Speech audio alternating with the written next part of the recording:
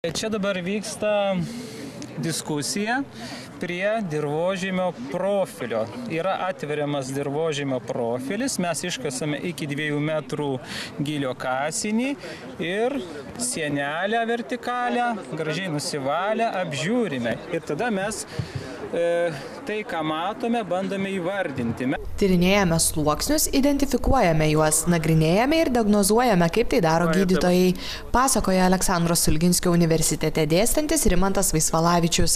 Pašnekovo teigimu, būtent taip yra atpažįstami procesai vykstantis dirvožemyje.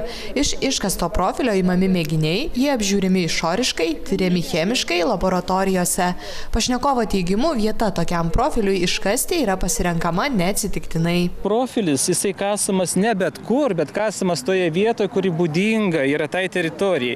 Lietuva pasižymi tuo, kad dirvožemiai labai įvairūs. Kai mes sakom žingsnį, pataikysim kitokio dirvožemio. Todėl visą laiką kalbi tik tai apie tą vietą.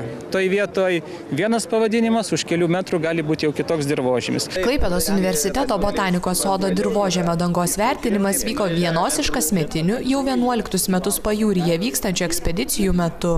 Dirvožemininkai kalba 2 kalbom moksliniam.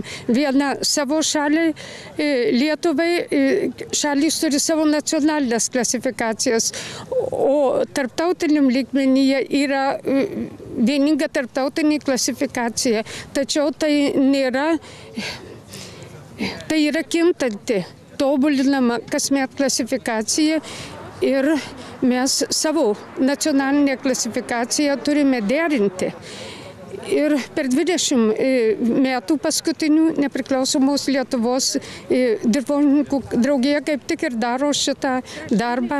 Ir dabar tikimės apvažiavę aplink Lietuvą per 11 metų Lietuvos pakraščiais ir vidurio Lietuvą. Tikimės, kad tą dirvožemių klasifikaciją nacionalinę patobulinsime. Šių ekspedicijų tikslas yra burti vieningą bendruomenę dirvožemininkus ir reiškia ekspedicijų metu stengtis perteikti naujausias dirvožemių klasifikavimo tendencijas ir bandyti, reiškės, pritaikyti prie Lietuvos dirvožemių, prie Lietuvos sistematikos dirvožemių. Pašnekovas pastebi, kad tokios ekspedicijos yra labai naudingos studentams. Ekspedicijos metu mes rengiame tokius tematinius leidinėlius, kurie yra paremti būtent šitų ekspedicijų medžiaga. Tai ne tik jie išgirsta garbingiausių dirvožemio specialistų Lietuvos diskusijas, gyvas diskusijas, mato autoritetus ir tuo pačiu per tai jie pažįsta ir dirvožemį, gauna naujausią medžiagą, naujausias tendencijas mokslo raidos. Po šios ekspedicijos Klaipėdos universitete pradėti rengti stacionarūs mokomieji dirvožemio profiliai.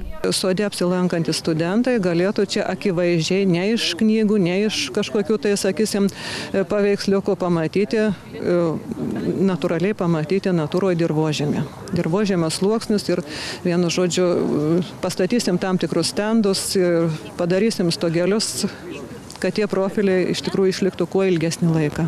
Botanikos sode galutinai bus įrengti 2 tokie profiliai, atspindintys 2 skirtingus dirvos tipus. Žadama, kad profiliais jau po mėnesio galės naudotis ekologijos, biologijos ir kitų dirvožemio mokslų studentai.